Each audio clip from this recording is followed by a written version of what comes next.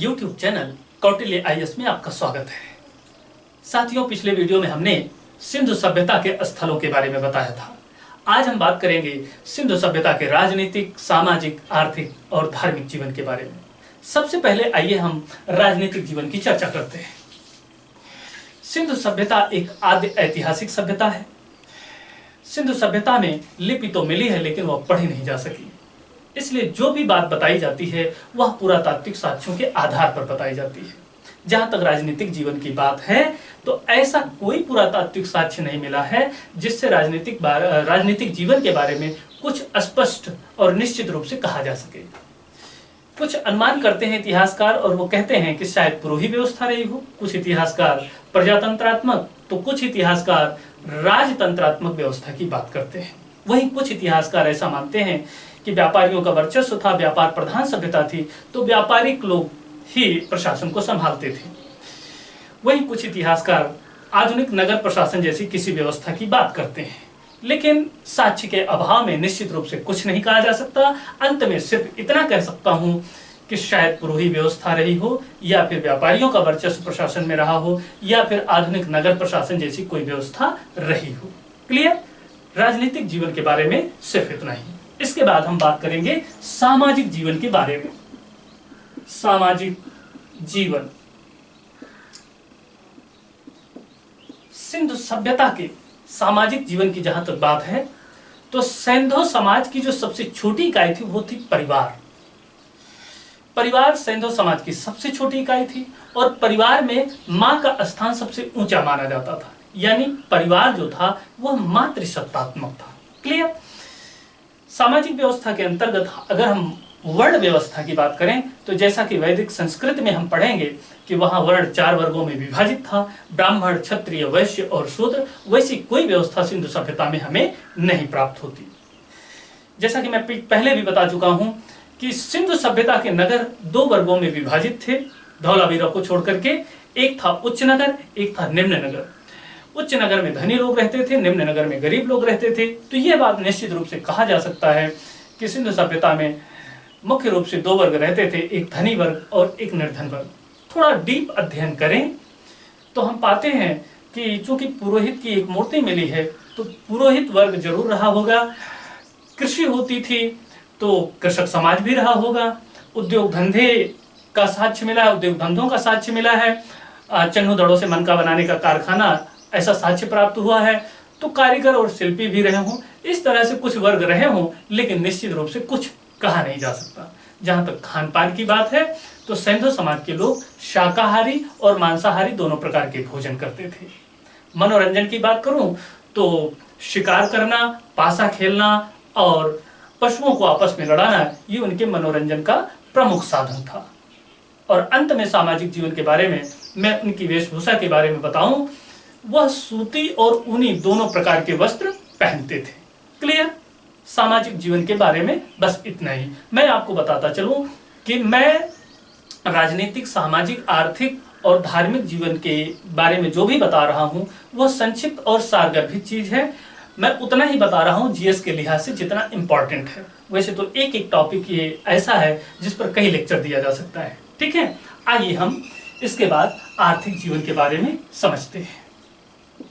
आर्थिक जीवन, आर्थिक जीवन को समझने के लिए हमें इसे 4 वर्गों में डिवाइड कर देना चाहिए। कृषि, पशुपालन, उद्योग और व्यापार। ठीक है, ताकि हम विधिवत समझ सकें। देखिए, जहां तक कृषि की बात है तो कृषि निश्चित रूप से की जाती थी, क्योंकि गेहूं, जौ, मटर, धान इत्यादि की खेती के साक्ष्य हमें प्राप्त हुए हैं। चावल का साक्ष्य आपको पता होगा, रंगपुर और लोथल से प्राप्त हुआ है। ठीक है, तो गेहूं, जौ, मटर, धान इत्यादि की खेती के हमें साक्ष्य प्राप्त हुए, तो निश्चित रूप से कृषि होती थी। 2 फसलें ऐसी हैं, एक बार प्रश्न ये पूछा गया था, मैं चर्चा कर देता हूं। गन्ना और रागी, गन्ना और रागी, इन दोनों फसलों का साक्ष्य हमें सिंधु सभ्यता से नहीं प्राप्त होता है। यही प्रश्न पूछा गया था कि कौन सी फसल है जो सिंधु सभ्यता में नहीं उगाई जाती थी या जिनका साक्ष्य में नहीं प्राप्त हुआ है, तो वो है गन्ना और रागी। क्लियर? यहां पर एक बहुत इंपॉर्टेंट बात मैं बताने जा रहा हूं। सबसे पहले कपास का जो प्रचलन था वो सिंधु सभ्यता काल से ही शुरू हुआ है। कपास की खेती का प्रचलन कहां से शुरू हुआ है? सिंधु सभ्यता से शुरू हुआ है। यह प्रश्न कई बार परीक्षाओं में पूछा गया है। ध्यान रखना, सबसे पहले अगर कहीं से कपास की खेती के प्रचलन का साक्ष्य मिला है तो सिंधु सभ्यता से मिला है। क्लियर? कृषि में इतना ही। इसके बाद हम बात करते हैं पशुपालन पर। आर्थिक जीवन में पशुपालन जो टॉपिक है उस पर बात कर लेते हैं। वृषभ और उसमें भी कुबड़ वाला जो सांड होता था ना, उसका विशेष महत्व था। इसके अलावा गाय और एक सिंग वाले गैंडे का भी साक्ष्य हमको मिला है। ठीक है? इसके बाद हम बात करते हैं उद्योग की। उद्योग धंधे लगे हुए थे, उद्योगों का प्रचलन था। क्यों? क्योंकि नगरीय सभ्यता थी, शहरी सभ्यता थी, तो उद्योग जाहिर सी बात है रहे होंगे, और इसका साक्ष्य भी हमें प्राप्त हुआ है। एक प्रश्न कई बार परीक्षा में पूछा गया है कि मन का बनाने का कारखाना कहां से मिला है? इसका साक्ष्य कहां से मिला है? चन्हू दड़ों से मिला है। ठीक है? चन्हू दड़ों से मन का बनाने के कारखाना का जो साक्ष्य है वह चन्हू दड़ों से मिला है। तो उद्योग धंधों का प्रचलन था, इसका साक्ष्य में प्राप्त हुआ है। इसके बाद हम आर्थिक जीवन में लास्ट में हम बात करते हैं व्यापार की। तो व्यापार व्यवसाय होते थे, देशी व्यापार भी होता था, अंतर्देशीय व्यापार भी होता था। अंतर्देशीय व्यापार में मिस्र, मेसोपोटामिया, ईरान, अफगानिस्तान। मिस्र, मेसोपोटामिया, ईरान,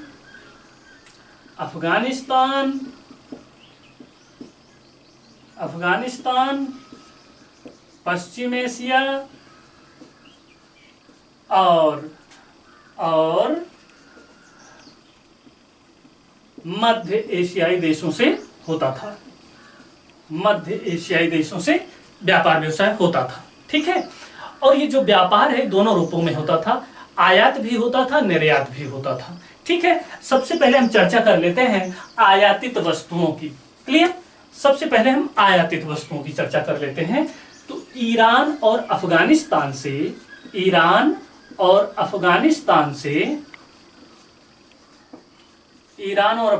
से चांदी मंगाई जाती थी। क्या मंगाई जाती थी? चांदी। ठीक है? चांदी। अफगानिस्तान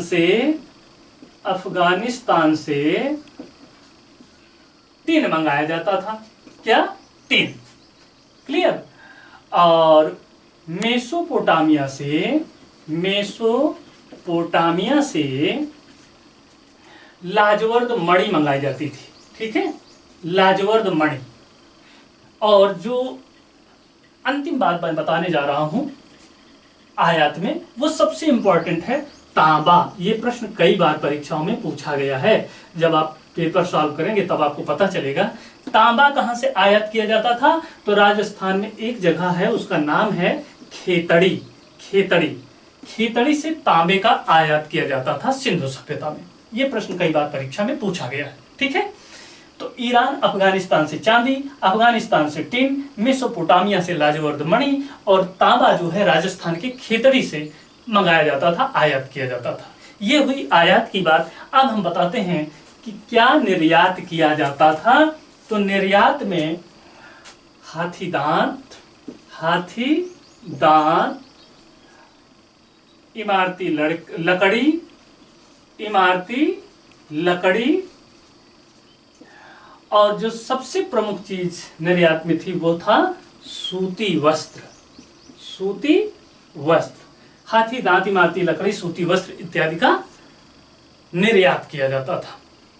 बड़े दुख की बात है कि सिंधु सभ्यता एक नगरीय सभ्यता थी, एक विकसित सभ्यता थी। ठीक है? एक महान सभ्यता थी। लेकिन ये जो आयात निर्यात होता था ये वस्तु विनिमय आधारित था, क्योंकि इसका कोई साक्ष्य नहीं प्राप्त हुआ है कि सिक्के मिले हों तो ये कहा जा सके कि हाँ सिक्कों का प्रचलन था। तो आप जान लीजिए कि सिक्कों का प्रचलन नहीं था। जब तक हमें साक्ष्य कोई नहीं मिल जाता हम यही मानेंगे कि सिक्कों का प्रचलन नहीं था। जो व्यापार होता था आयात निर्यात के रूप में वह वस्तु विनिमय आधारित था। क्लियर है? ठीक है, इतनी बात हुई आर्थिक जीवन के बारे में। इसके बाद हम लास्ट में आपको बताएंगे धार्मिक जीवन के बारे में। ठीक है, धार्मिक जीवन कैसा था सैंधो निवासियों का। ठीक है, धर्म प्रेमी थे, सिंधु सभ्यता के लोग धर्म प्रेमी थे, लेकिन उनका धर्म बहुत ज्यादा अंधानुकरण नहीं करते थे। वो लोग व्यावहारिक थे, क्योंकि लौकिक सभ्यता थी सिंधु सभ्यता। सिंधु सभ्यता कैसी सभ्यता थी? लौकिक सभ्यता थी, व्यावहारिक सभ्यता थी। ठीक है, शहरी लोग थे, इसलिए व्यावहारिक जीवन जीने में विश्वास रखते थे। ठीक है, धर्म प्रेमी थे, धार्मिक आचरण उनके जीवन का एक अंग था, उनकी सामाजिक व्यवस्था का अंग था, लेकिन धर्म ही जीवन है ऐसा नहीं था। क्लियर? देवी देवताओं की उपासना होती थी, पूजा होती थी, इसका साक्ष्य भी हमें प्राप्त हुआ है। पशुपतिनाथ शिव की पूजा का विशेष उल्लेख मिलता है एक मोहर से, जिस पर एक 3 मुख वाले पुरुष का चित्रण है, जिसके 3 ओर भिन्न भिन्न प्रकार के पशु बैठे हुए खड़े हुए दर्शाए गए हैं, ये साक्ष्य मिला है। वहीं पर मातृदेवी की बात करूं तो मातृसत्तात्मक समाज तो था ही, यह मैं पहले भी बता चुका हूं। मातृदेवी की जो मूर्ति है वह कहां से मिली है? मोहनजोदड़ो से। कहां से मिली है? मोहनजोदड़ो से मातृदेवी की मूर्ति मिली है। और हड़प्पा से उर्वरता की देवी की एक मूर्ति मिली। किसकी मूर्ति? उर्वरता की देवी की मूर्ति। उर्वरता की देवी की मूर्ति हड़प्पा से मिली है और मोहनजोदड़ो से मातृदेवी की मूर्ति मिली है। क्लियर? ठीक है, ये जो उर्वरता की देवी है, एक प्रतिमा पर एक स्त्री का चित्र अंकित है और उसकी योनि से एक पौधा निकलते हुए दिखाया गया है, जो प्रतीक है उर्वरता की देवी का। क्लियर? इसके अलावा लिंग पूजा का प्रमाण मिलता है, वृक्ष पूजा का प्रमाण मिलता है, स्वास्तिक चिन्ह का प्रमाण मिलता है। वह स्वास्तिक चिन्ह आज भी हमारे समाज में बड़ी श्रद्धा के साथ अपनाया जाता है। शादी विवाह जैसे शुभ मुहूर्त पर स्वास्तिक चिन्ह बनाए जाते हैं। इसका प्रमाण हमें सिंधु सभ्यता से भी मिला है। क्लियर? अग्नि पूजा का भी प्रमाण मिला है। आप जानते हैं कालीबंगा और लोथल से अग्निकुंड के साक्ष्य हमें प्राप्त हुए हैं। तो राजनीतिक, सामाजिक, आर्थिक और धार्मिक जीवन के बारे में जीएस के लिहाज से जितना संभव था, जो उचित था, जो जेन्युइन था, जिसकी आने की संभावना, उन सभी चीजों का मैंने क्रम से वर्णन किया है। एक संक्षिप्त और सारगर्भित नोट्स टाइप का मैंने एक क्लास आपके सामने रखा है। निश्चित रूप से आपकी आने वाली परीक्षाओं के लिए उपयोगी साबित होगा। और अंत में चलते चलते साथियों, हम आपको कुछ प्रश्नों से रूबरू कराते हैं जो आने वाली परीक्षाओं में महत्वपूर्ण साबित हो सकते हैं। और इसके अलावा आपको प्रश्नों की प्रकृति का भी अंदाजा हो जाएगा। मैं सबसे पहले सैंधव स्थल से प्रश्न लेता हूं। वहां से प्रश्न आता है, सुमेलित कीजिए। सुमेलित कीजिए। ठीक है, जैसे प्रश्न दे देगा आपको, जैसे इधर एक प्रश्न दे दिया एक ऑप्शन में, सुरकोटदा। सुरकोटदा। फिर इधर हम ऑप्शन देते हैं पंजाब। पंजाब। खा में दे देते हैं रोपड़। रोपड़। और इधर हम देते हैं गुजरात। ठीक है, नंबर 3 पर दे देते हैं, नंबर 3 पर दे देते हैं चन्हू-दड़ो। चन्हू-दड़ो। गा कर देते हैं। और यहां पर हम दे देते हैं चन्हू-दड़ो पूर्वी पंजाब। पूर्वी पंजाब। और लास्ट में हम देते हैं हड़प्पा। हड़प्पा। और यहां दे दिया हमने सिंध। ठीक है, सिंध। अब इसे सुमेलित करना है। कैसे करेंगे? जब आपको पता होगा कि सुरकोटदा कहाँ है, रोपड़ कहाँ है, चन्हू-दड़ो कहाँ है, हड़प्पा कहाँ है, तब आप क्लियर कर पाएंगे। क्लियर है? जैसे सुरकोटदा कहाँ है? गुजरात में है। गुजरात में है। रोपड़ कहाँ है? पंजाब में है। चन्हू-दड़ो कहाँ है? सिंध में है। हड़प्पा कहाँ है? पूर्वी पंजाब में है। क्लियर? इस तरह के प्रश्न आपको सुमेलित करने में मिलेंगे, सुमेलित करने के लिए मिलेंगे। ठीक है, इसी तरह के प्रश्न आपको मिल सकते हैं। इसके बाद हम अलग प्रकार की एक दो प्रश्नों की चर्चा हम करते हैं। जैसे एक प्रश्न है कि घोड़े का अस्थि अवशेष कहाँ से प्राप्त हुआ। घोड़े का अस्थि अवशेष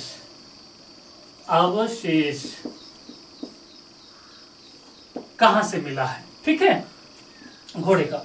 तो ऑप्शन हम दे देते हैं लोथल, भगतराव, सुरकोटदा और नंबर 4 पर संगौली, ठीक है। इस तरह का ऑप्शन रहेगा। अब आप जानते हैं घोड़े का अस्थि अवशेष कहां से प्राप्त हुआ है, सुरकोटदा से मिला है। क्लियर है। इस तरह के प्रश्न आपको मिलेंगे। एक अलग प्रकृति का प्रश्न हम देने की कोशिश कर रहे हैं। यहां से भी प्रश्न अक्सर बन जाते हैं। जैसे किसके निर्देशन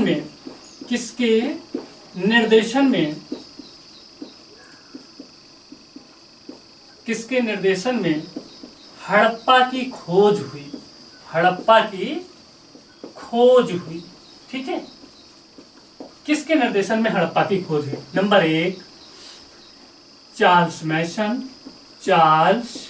मैसन, number 2 John Marshall, number 3 Dayaram Sahni और नंबर 4 पर हम ले लेते हैं राखालदास बनर्जी, ठीक है। अब आपको बताना है किसके निर्देशन में हड़प्पा की खोज हुई। तो निर्देशन की जब बात हो तो जॉन मार्शल है। किसने खोज किया, तो दयाराम साहनी ने खोजा।